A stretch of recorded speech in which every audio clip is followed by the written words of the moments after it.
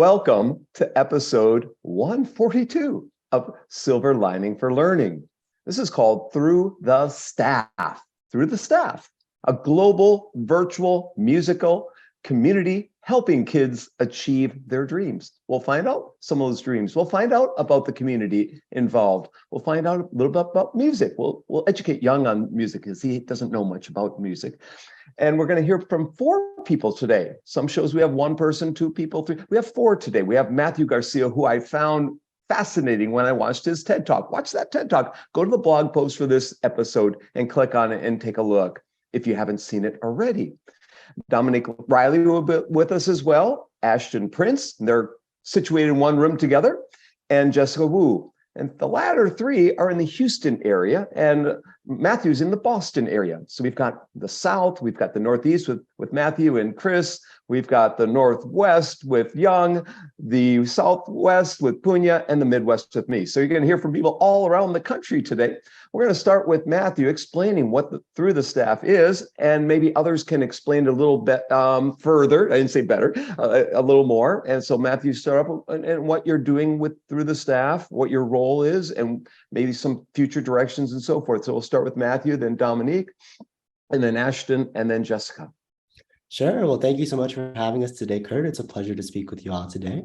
My name is Matthew Garcia, and I am a board trustee and founder of Through the Staff, which is an international 501c3 nonprofit that works to provide free music education to students who are unable to access or afford these lessons. So the way that we do so is that we connect young students from around the country with university music teachers for free virtual private lessons weekly. Through this, we've achieved almost over $700,000 of free private music lessons in the past 3 years, and we are just getting started. We are a young organization that is really changing and challenging the boundaries of what it means to learn online, and also rethinking the fact that geographic barriers no longer have to separate us, really that anyone can learn from anyone, anywhere. And so I'll pass it over to some of my colleagues, Domique and Ashton, to do a little bit of introductions about themselves. So before she does that, Matthew, sounds like you read my book, The World is Open. Anyone can learn anything from anyone else at any time is the tagline. So thank you for promoting my book. Anyway. No problem.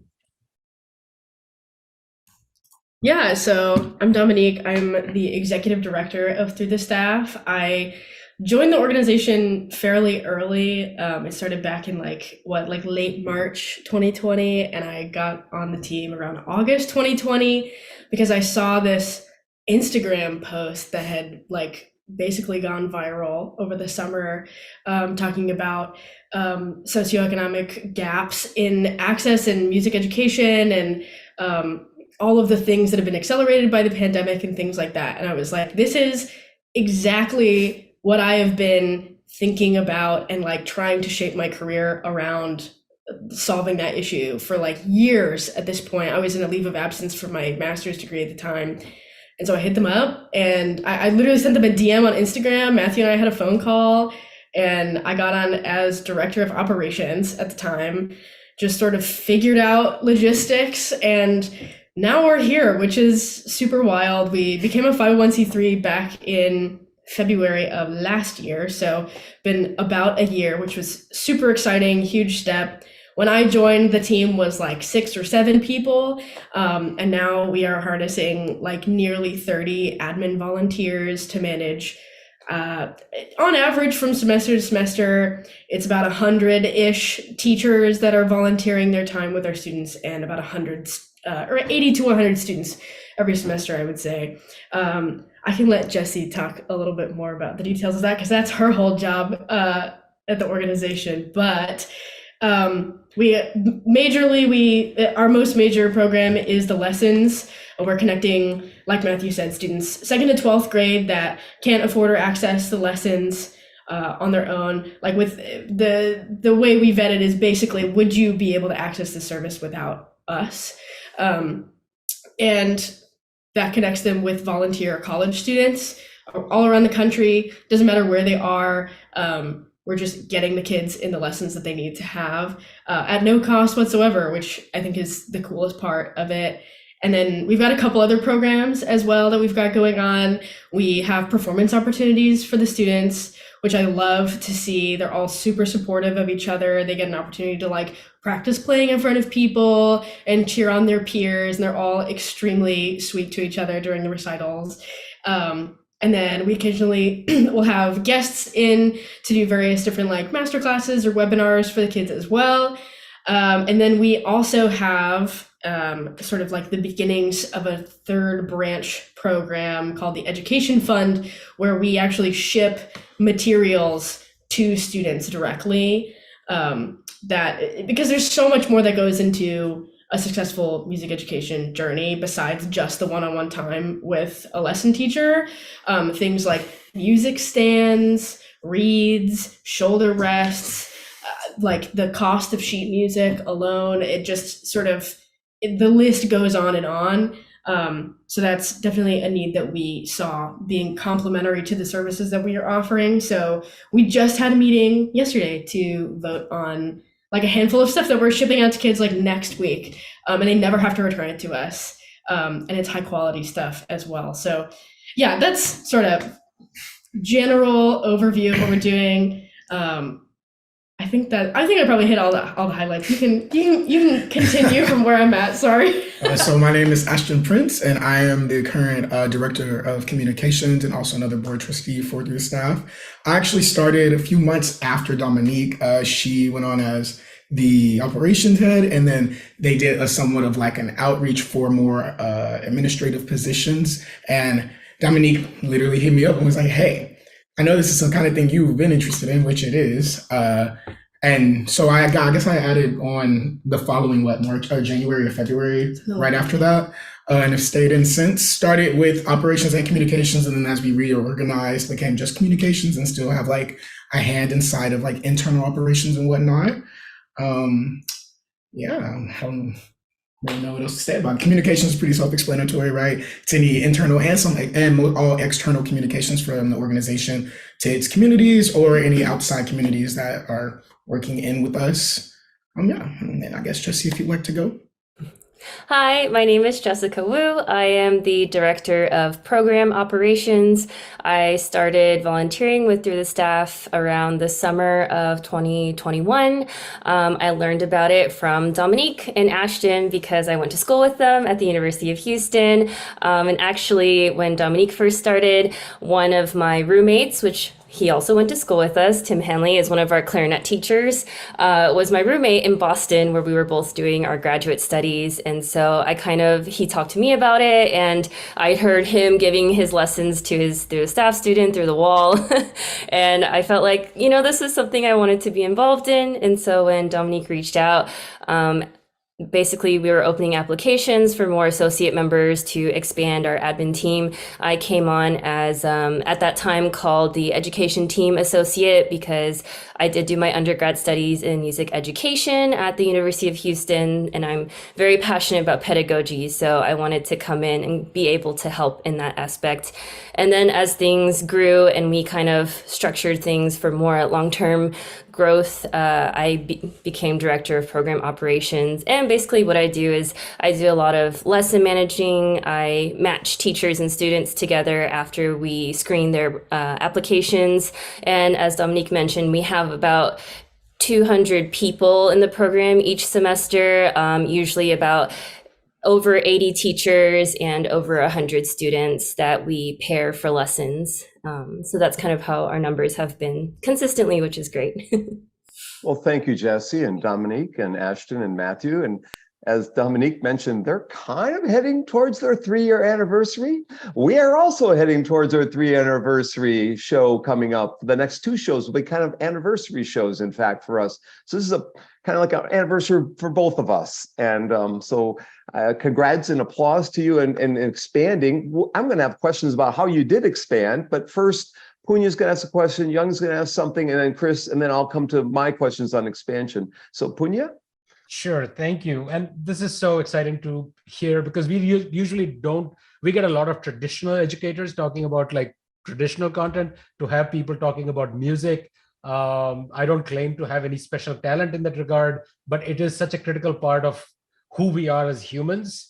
So to have that, so I just wanted to, I was just two things. One, I was curious about what your guys' background was before you got into this. I mean, is all of you sort of seem like you have a music background, but how do you combine that with sort of the pedagogy of things and the teaching of it?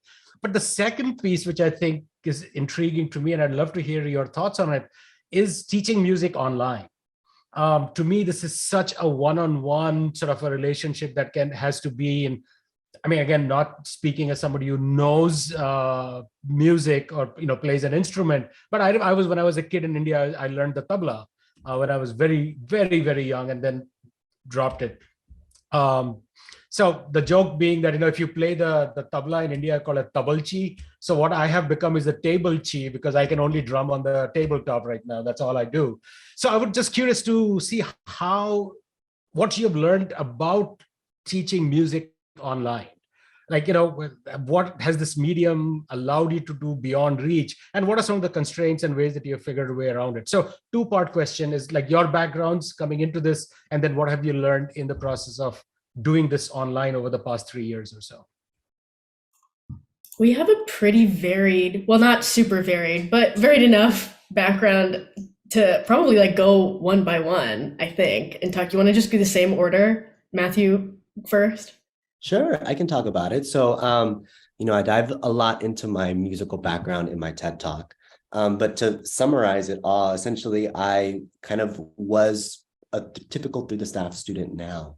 I didn't really have access to like high quality musical training. So I ended up teaching myself how to play the viola online, and then went and toured internationally playing to 4 different continents, and got to bring my music to halls like Carnegie Hall, and lots of different places and lots of different collaborators. And so throughout my time, I really played a lot more in high school than I do now, and I'm currently in college.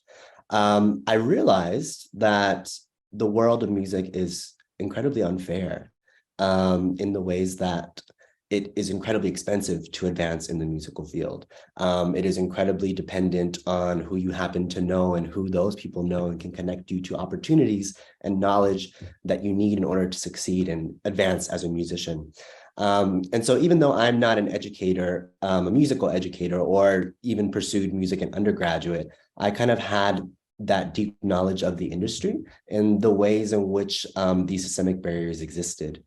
So when we first decided to create Through the Staff, I knew one of my first goals was going to be to find people like Domique, Ashton, and Jessica who have studied it, are music educators, and going into this to kind of get that experience that we would need. So I'll pass it off to them to speak a little bit more about their kind of professional experience in the work realm. Yeah, totally. And Matthew's a STEM major, which is, I guess, like fairly uncommon in the group of people that we have sort of like running things and have had in the group of people running things, but I think it's super beneficial to have someone who is sort of like same sort of earlier background, but has branched off and uses probably different parts of your brain than we use on a regular basis. But yeah, so I have 2 degrees in flute performance. I just finished my master's degree in May, and I grew up playing the flute. I still play the flute. I teach flute lessons. But I don't know, I was able to access lessons growing up. I went to a Title I high school, and I thought, I had it pretty good. And like, there is a lot of privilege that comes with that, of being able to afford lessons every week. Because I knew that there were so many people around me that was just like not an option for, and they were playing on like broken instruments and all of these things. And then I started college, going to school for music, and it was sort of like, me and Jesse and Ashton, we went to a school that was, it's not, I would call it more of a working class university than a lot of other places. And even that transition, going to that music school, was sort of extremely eye-opening, of seeing sort of like what was expected of you to have as your life experience to be able to do this.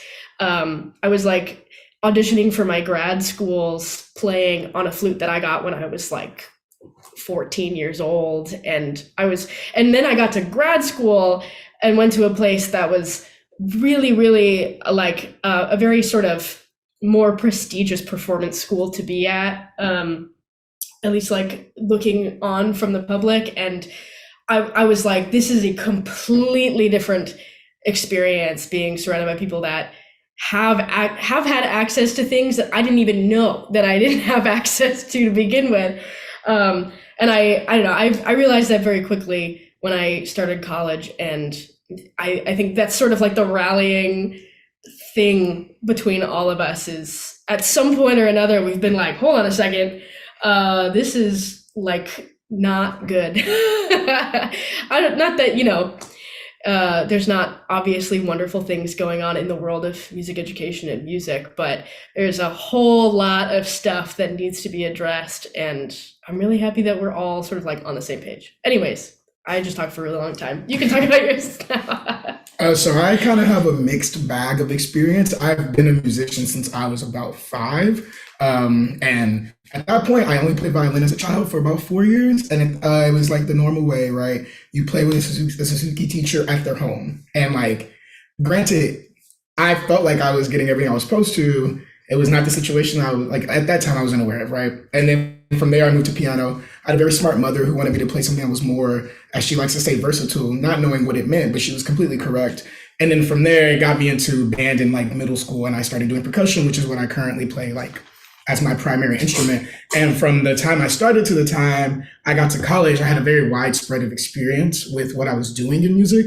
It was always kind of a big deal for me that I never really saw anyone that looked like me in anything I did, right? And that kind of like, it created a lot of like, I don't know, I don't want to get super deep, but like identity issues in being a musician and what that can actually mean and what that could look like for me. And then getting to like high school, I was in what is considered a very privileged area, especially when it comes to supports for the arts. The part of Texas I'm from, well, in Texas in general, band specifically is pretty regularly like supported art, right? And I come from a part south of Houston where band is very supported. So I didn't realize that because it was just what I knew. And then I got to college and everyone was telling me, oh, you went there. Oh, you did. And I was like, what are y'all?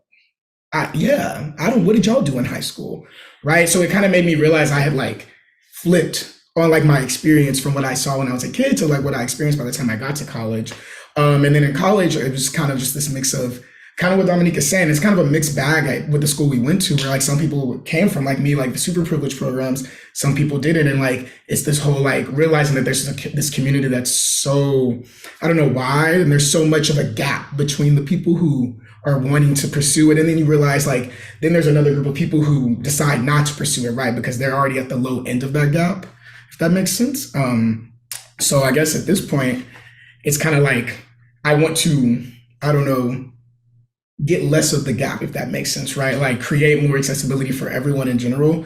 That way, like it's very much like, okay, this is what I want to do. This is where my interests are.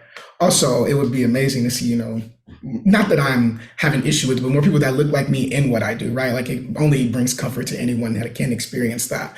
And yeah, I think that's all I can say. If that makes sense. So Jesse? I now realize how fortunate I am to have parents that basically gave their all into making sure that I could have any kind of lessons I wanted in extracurriculars. And that stems from them not having had the opportunity. So in some way, I feel like now that I'm an adult and I realize what they didn't have and what they worked to give me, I want to make sure that other kids can have it, whether their parents can access it or not. And I kind of, in some ways, resonate with what Ashton said about students seeing people that look like them. And I'm currently working as an elementary music teacher. And in Texas, in general, there are not a lot of people that look like me that work as teachers. And especially, they don't expect to see an Asian woman in a music classroom.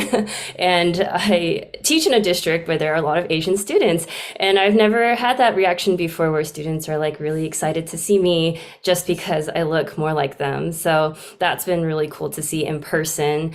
And just to kind of like answer the question about teaching virtually, it's been really interesting. I feel like I've met students that I would have never met. Being able to offer online lessons, even though I'm now based in Houston, I actually still have some of my Boston students that started with me online, which is interesting because I will have Houston students that might not want to do makeup lessons on Zoom because they feel like it's not as effective. But like for these Boston students, all they've ever known was Zoom lessons with me. And if they're happy with it, they've stayed with me. And, I try to make it as meaningful as possible for them. I will say that I feel like private lessons can still be extremely effective on Zoom, but I do also teach a group class. It's usually about 3 to 4 students in this flute group class, and that is more difficult because the beauty of a group class is playing chamber music. And I think any musician that has gone through the pandemic and everything going online, that's what we lost out on, is the ability to truly make music together. And so many people tried to make things work, like virtual choirs and piecing together recordings and stuff like that. And they were all lovely products, but I think the actual people performing it, we lost the connection that is made when we make music together. So I would say that's definitely the hardest part. But I think the effectiveness of virtual lessons is also what kind of powers our program, in that some of these students, their parents work or they work. So if they're young enough, they can't drive themselves to a lesson or transport themselves somewhere to get the in-person lesson. So that is another barrier that we are able to break down because of that. Yeah. Well, I will say that Punya is selling himself short because he's kind of the creative maestro behind the shows that are put together here. But the music part is that's the Achilles heel. But I Matthew, just a quick comment on something you said about, one of the podcasts I love listening to is this one called Song Exploder, because it gives me sort of access into an alien form of intelligence, which is like musicians creating music. And the point that you said, I mean, it's so, what amazes me, I'll be listening to somebody say like, oh, then we brought this person in and they added this to it. And we brought, and you realize that how much of what is a final song that I just hear casually is this incredible collaboration. And you cannot have that unless you meet and know the right people. So I think this piece around that you talked to about sort of knowing the industry, irrespective of whether having that community, I think to me in that podcast really pops out as being super fascinating. So thank you for mentioning that, because I think that's something that people don't often understand, that you can't, some people can, you could just listening to it and, off YouTube, but not many people can do that. So having that guiding hand and the support and the community becomes a big part of that. So thank you. I know Zhao's jumping at the bit. So Zhao, on to you. Well, Matthew, do you have anything to add? Do I have anything to add to Punya's comment? I saw you unmute. Anyone who is unmuted wants to talk. So you're unmuted, you must, I think you want to talk. Go ahead. Oh, okay. I was just gonna say thank you back. I didn't have anything additional. All right. Oh, I was gonna jump in and say also one of the really, really big advantages of having the online lessons is the fact that there are a lot of kids, and Matthew can kind of speak to this from personal experience as well, as living in areas where it, for lack of a better term, you could call it like a private lesson desert, or students that are really far away geographically from sort of cultural centers. There's sort of like two more or less types of students that end up recipients of our service. And like one type is often like the inner city kids in schools that are under-supported. They have lots of things happening around them that they just don't have the access to for one reason or another. And then there's also students that live really, really far out and physically distant from where things are happening, that like the idea of, driving over an hour for a lesson just doesn't make any sense. For also a variety of reasons. So I think when we're talking about access, it is affording, but also like geographic access has been like a really cool thing that we've been able to address too. We'll have like students that are in like rural Illinois having a lesson with like a Juilliard student, which I just think is like the coolest thing ever. So this is it's quite amazing what Matthew and Domique was talking about. Really, is about distance, affordability, class difference. I was just, I'm trying to blame you. If you had offered this in the 1960s, I could have become the Justin Bieber, the Chinese version. But, I don't know how good Justin Bieber is the only musician I know. I have no access to music. I don't know anything about music. So, you can say I'm musically disabled right now. So this is it's great to talk to you. I also appreciate what Jessica talked about. Yeah, we do need a lot more Asian music teachers in the schools, And so, in our show, you are the 142nd episode. We've discovered some trend, which is really interesting. That is, we are able to use people from anywhere in the world to support learning. If our first episode is from Sugata Mitra, who brought in retired people from London, from England, to teach students via phone in India. We have that. We had an episode of another episode with the Stanford computer science professors, and they taught a class that reached tens of thousands of people, and a computer programming course. And we had students in Nepal. You're talking about an hour, not rural Illinois. Okay, think of in Nepal, they learned English, learned actually about Egypt, about dinosaurs from MOOCs, massively open online courses. It's the, and then last, 2 weeks ago, we had students from the Asian University for Women. And they were relying on really volunteer professors from the US, from other countries to do this. So we really have arrived at a time that, globally speaking, we should be exchange expertise, not bullets. So that's another problem. We got the Ukraine war going on. I hope our government will try to stop and decrease the spending on building tanks and bullets. But so my question to you guys, I'm not asking you to stop the war, but that's possible. You could do a Ukraine school, for over there. That's another possibility. So now you have such a great operation. You are a nonprofit organization, and you guys have great passion, which really inspires me, a lot.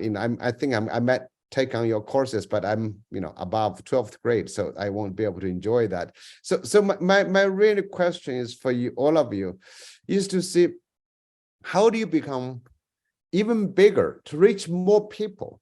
Of course, you need to sustain, you need to be able to do that. And what can other people do to help you to drive that? It's a great model, it's a great idea. And how far it want to go, I hope it can reach my village, but not many people live there anymore. But I will let them know. But so just tell us, what's your plan? What are you thinking about?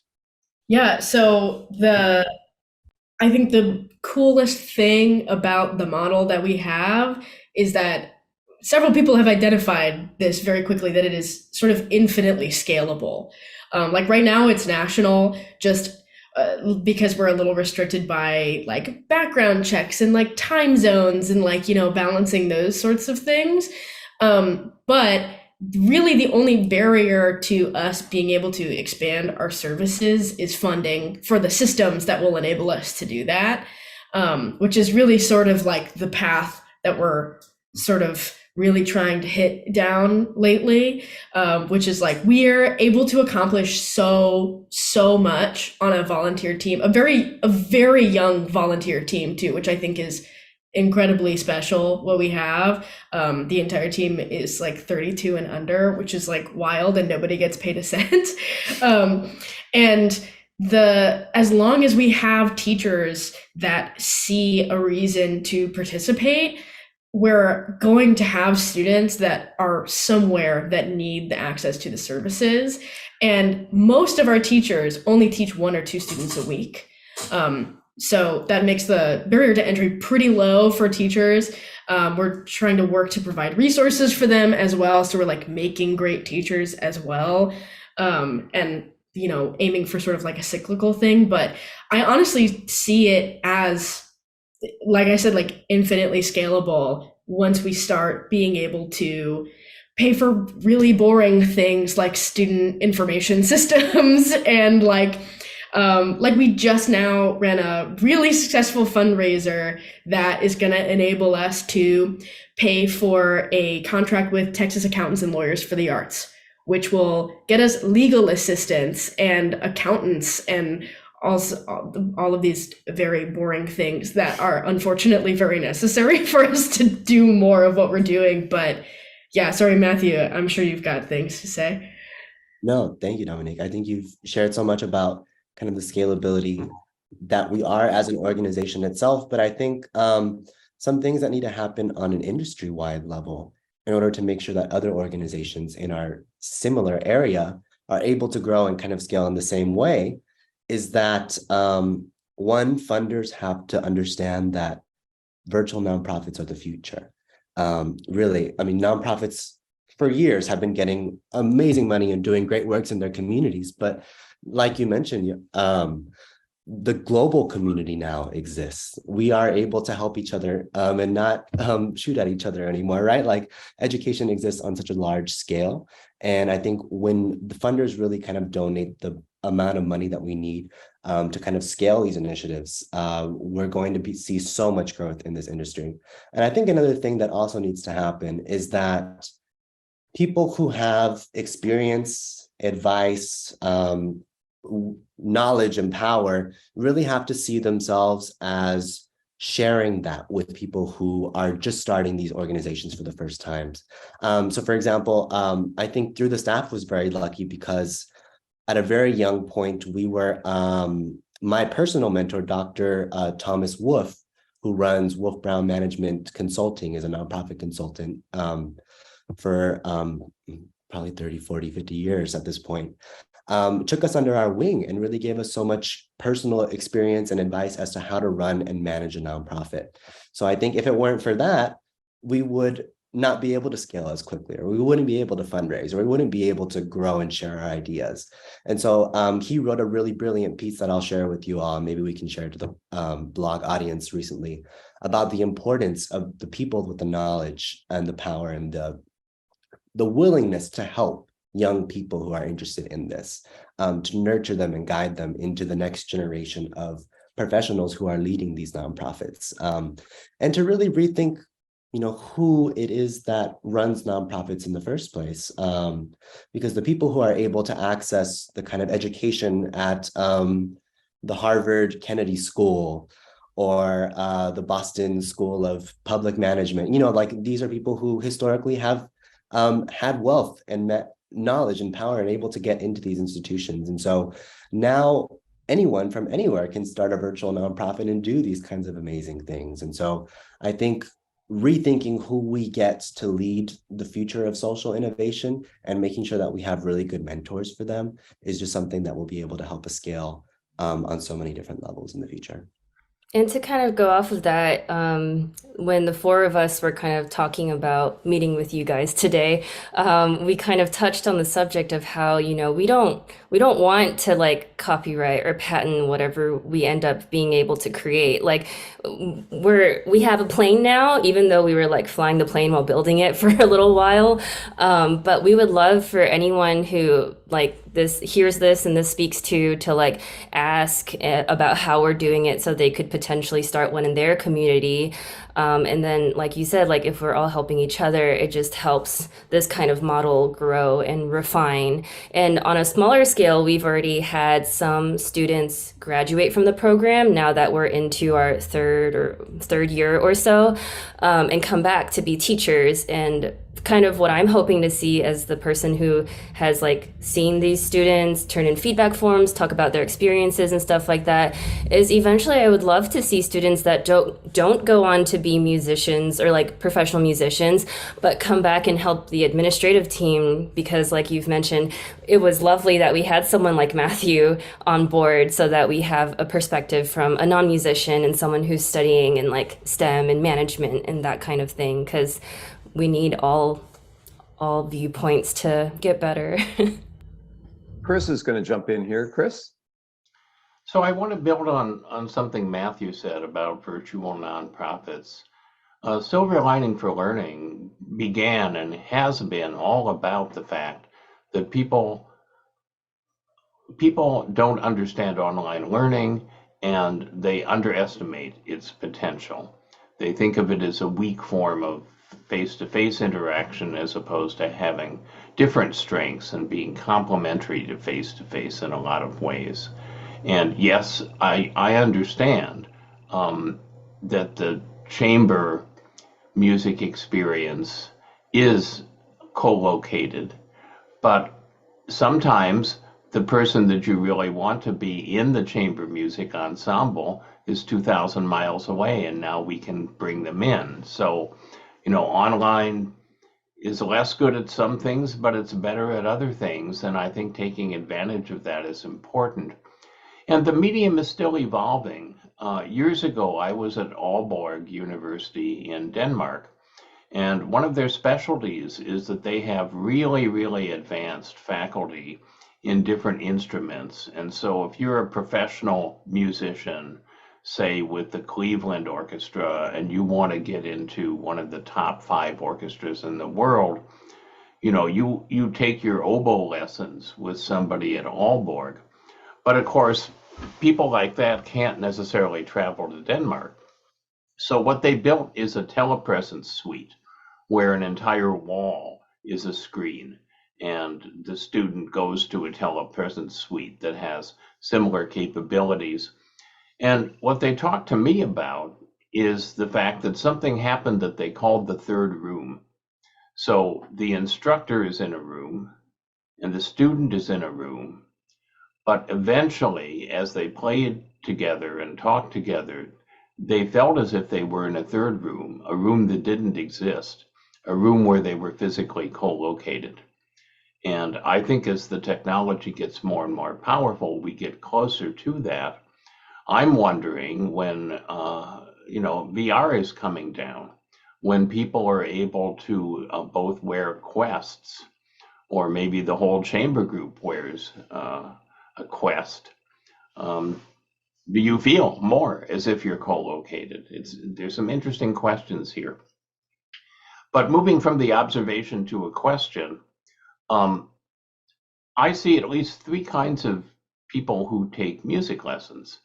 Some people just want to enjoy playing music and develop an appreciation for people who are much better than them who play music, and build an understanding of the different genres of music and so on. That's probably most of people who take music lessons, would be my guess. And then there's a smaller group who say, I really think I could become a professional musician.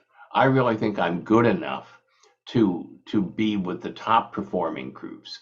And I want music lessons that will help take me on that path. And of course, there is a lot of trapped talent, poverty, marginalization, bias, traps a huge amount of talent that you're helping us to get to. But there's a third group, I would imagine, that say, I want to compose music. I want to create music. I don't want to just play other people's music. And again, there's a huge amount of trapped talent there. And particularly for that group, they become the voice of the marginalized, if you will. The music of the marginalized, I would think, would be somewhat different than the music that's composed by people of privilege. And so I'm excited to hear whether you see other groups beyond those 3, or it's just a naive category system, or whether you think that you're seeing some kinds of music emerge from your program that wouldn't emerge from more conventional approaches. Jesse, I feel like you would have the most insight about this. Well, just to go very specifically into our composition studio, which we do have. We have our instruments, and then we also have conducting and composition. And I believe at the beginning of the show when we were chatting, Kurt was asking about possible surprises that we're still molding. We did have a conversation with the Emissary Quartet. They are a professional flute ensemble They have reached out to us because they offer educational services and they want to support the kind of barriers that we're trying to break down. And so I don't know when it'll happen, but it is in the works for them to get a chance to work with both our flute studio and our composition studio, so that one of the things that I think is the hardest for young students wanting to go into composition is a lot of college applications ask for recordings of their music. And how are you going to get musicians to play your music? Most of the time it requires payment, finding the musicians, and it's a whole lot of coordinating that even adults will like commit, their entire professional lives to coordinating and finding those things.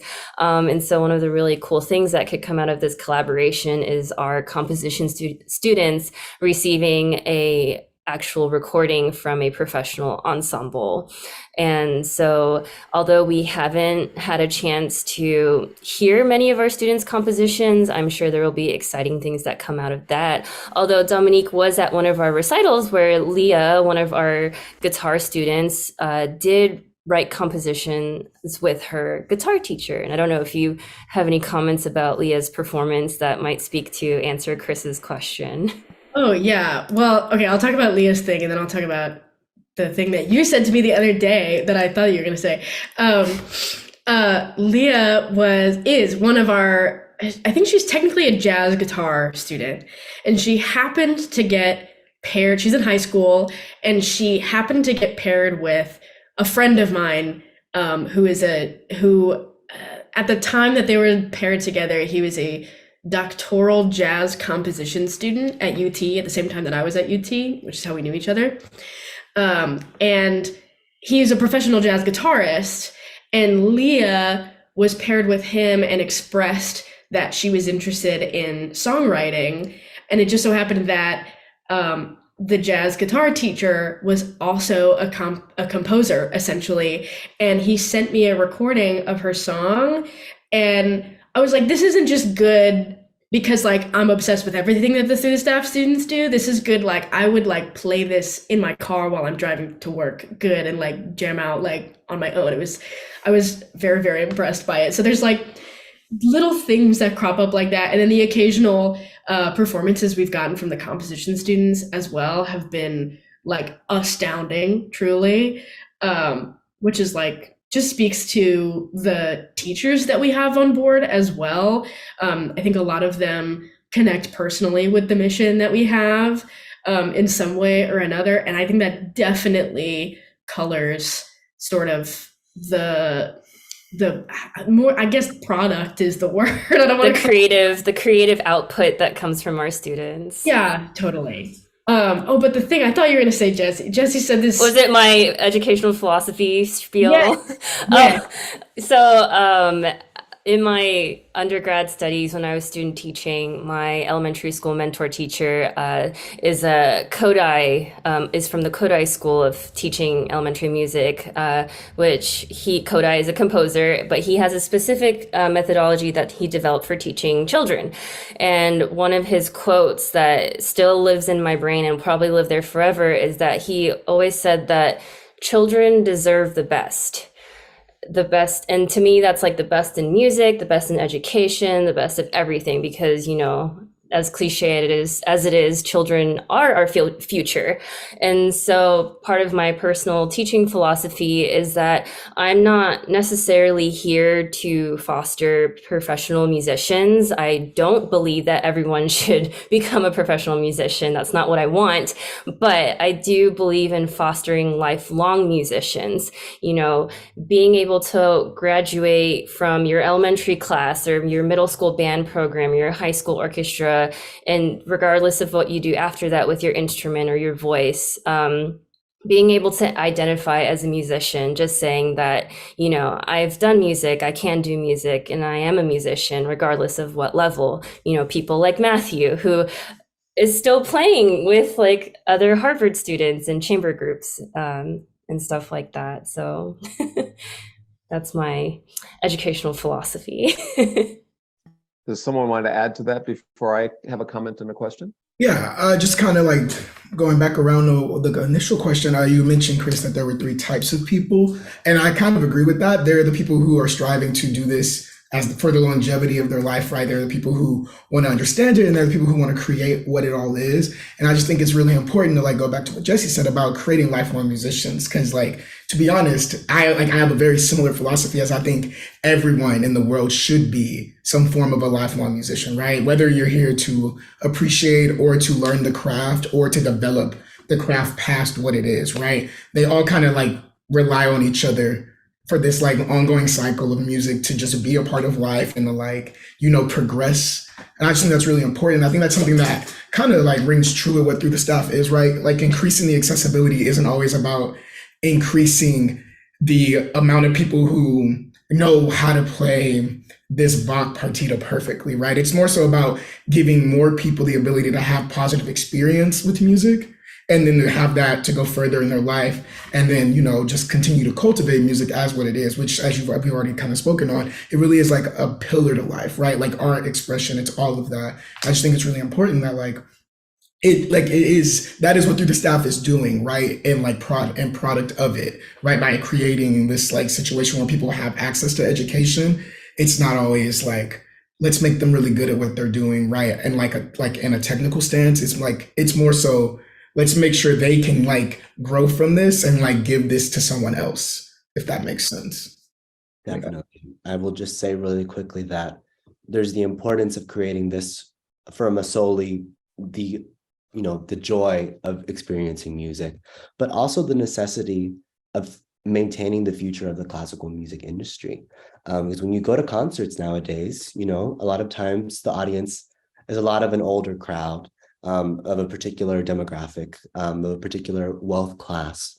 And as the time goes on, if we're not bringing in new young people and bringing in people of all races and backgrounds and wealths and incomes, it seems that classical music, has a really in danger of kind of fading away in the future. And so not only is diversity important for, of course, like you mentioned, Ashton, the personal joy of learning music, but also for ensuring the future of this art form that we have all dedicated our lives to in some form of passion. And so making sure that that continues on for the future generations to continue to enjoy great opera and great jazz and great classical music, and making sure that that part of our culture is around for a long time.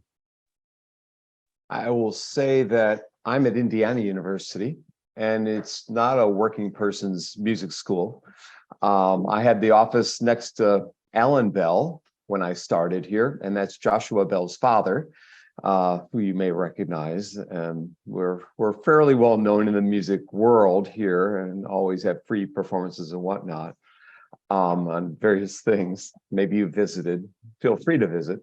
I want to reemphasize what Young had to say before I ask my question, in that I hope that you might be able to look at 3 shows that we had in the past. He mentioned the Stanford show. What he didn't include in there was the Stanford, I think it's Code in Place, might be the method, but they had 900 volunteer teachers helping with those 10,000 students learn how to code, how to program, and so forth from over 100 countries. And so you might want to look for Silver Lining for Learning in the Stanford show and watch that one, or I can send that to you. To get the 900 volunteer teachers might be of interest, or to write to them. Second thing, the show on Bangladesh, we had 3 women who escaped the Taliban in Afghanistan who were getting educated in Bangladesh at the Asian University for Women. You might want to take a look at that show. And the third show, the Nepal show, they had one in particular teacher leader who incentivized the students to learn from these massive open online classes to learn English before the pandemic. And it just snowballed throughout other school districts, that when the pandemic started, these kids formed a network and were sharing with one another. And not only we're learning English from Harvard or Stanford, but we're learning from dozens and dozens, for some kids learning from 100 MOOCs. And that's one area I'm researching today. You might look at those 3 shows.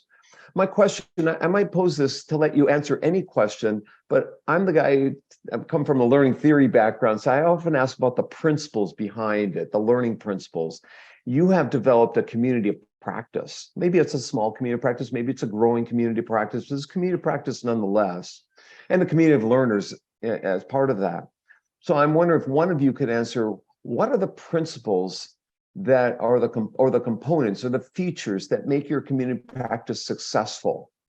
And then one of you might, in particular, Ashton might want to talk about what are the communication features or tips or guidelines you have that's expanded your community of practice, because other people are going to do similar things like you. The Stanford people are, that I mentioned earlier. So I'm curious how you've expanded. We want to know how to expand. I'm seeking an answer from you, Ashton, because we can learn from you at Silver Lining for Learning. And maybe someone could talk about what challenges you're faced early on that you're still facing, you haven't solved. And maybe someone else could talk about what has worked better than you planned. What has succeeded beyond your wild expectation? Any of those 4 questions, any one of the 4 of you, take a stab at it. Thank you. Yeah, Jessica wants to start. I'll take the first stab because I see, so at the end of each semester, we collect feedback forms from both our teachers and our students, and that's how we have been constantly improving our administrative side of the operation, and by making sure that their voices are heard. If any of my teachers are watching this, I do read every single feedback form, even though what they ask for may show up like semesters after they mention it. And just seeing our numbers and who stays and who goes each semester. We don't expect anyone to stay past their own availability, because as musicians, one of our most valuable things is our time. So we completely respect any teacher that's just willing to give like 1 semester of time or anything else. But what I see most is teachers will stay around and students will stay around when a certain matched pair have made a really fantastic connection. Like I mentioned earlier, our friend and a couple of other teachers have been with the same student since they joined our program. And I truly think that it's the interpersonal, the one-to-one connection that you can make as a musician and as an educator that keeps a lot of our students and teachers around. And at that point, teachers make an effort to find time to foster the students' future because they believe in them, and the students work harder because they feel like their mentor is really investing in them. So that's kind of like the most top level thing that I see for keep sustaining us and people staying around. And then now that I've been with the program a couple of semesters, I've seen more teachers apply because our other teachers tell them about the program and they resonate with our mission and our purpose. So that's one of the sustainability things that we've seen. Sounds good. Who wants to jump in next? So kind of like jumping a little bit from what Jesse said and really answering your question, Kurt, I would say so the biggest things for communication that really I feel like are important to us growing is being able to create a sense of community within the people that are involved, right? So being able to create a sense of community for the students as well as for the teachers, and then across those 2 groups of people who are involved in through the staff at a large board, large party. And it's more it's us being able to adjust to what works best for them, right? So we have a very we are a younger group of people running this administratively. So we are very, savvy when it comes to utilizing social media, which is a very big part of how we get information out, right? Like Domique said earlier, she literally found out about the staff through an Instagram video, and stuff like that really does make us gain people, honestly. There's obviously strength in face-to-face contact and being able to talk to people and explain what you're doing, but being able to do both is really important. And one thing I feel like we're focusing on a lot right now is kind of utilizing the online version of communication more and creating this sense community of the people who are involved, but also being able to publicize this sense of community outside of people who are in it to bring them in, right? So creating more information, creating more media and more just intakeable things to consume that are expressing why this is important and making people realize it affects you just as much as it affects me, if that makes sense, right? Yeah, I think, and I kind of thought about that because of what Jessie talked about when she was speaking on I don't even know what you said actually, so I'm gonna stop. Oh yeah, and I figured I could talk a little bit about some challenges, I guess, over time that we faced. And the thing that I immediately thought of when you were like, what are challenges that you continued to face over time, is how our ability to recruit has changed significantly. Well, not our ability to recruit, but what the scope of it looks like and what recruitment looks like over time since 2020. Because something all three of them are going to laugh because I use this analogy literally all the time. But in 2020, going to, like, as a student, performing in one of our recitals or going and watching one of our recitals required the exact same amount of commitment and time and scheduling around and everything in your life as going to like the Berlin Phil that night. Because in 2020, it was a very, very even playing field. There was also a ton of momentum for volunteer movement.